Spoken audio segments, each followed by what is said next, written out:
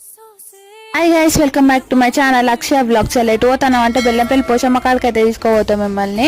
పోయేటప్పుడు అయితే కోడిని కొనుక్కోవడానికి అయితే ఇక్కడనైతే ఆగినాము. ఇవాళ కోడి పని ఖతం అయిపోతుంది. కోడి, కొబ్బరికాయ, పువ్వులు అయితే కొన్నాం. తీసుకొని అయితే గుడికాడికి అయితే వచ్చేసినాం. ఈసారి అయితే ఎక్కువ మంది లేరు.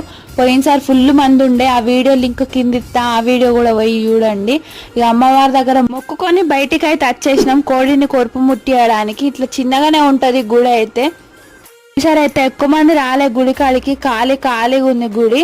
ఈ తెల్ల కోళ్ళు అయితే అసలు కొరిపే ముట్టాయి. ఫుల్ సేపు ఉండి కొరుపు ముట్టిన తర్వాతనైతే కడిగేయడానికి వచ్చినాం. ఇక్కడనైతే ఆడోళ్ళే కడిగేస్తారు.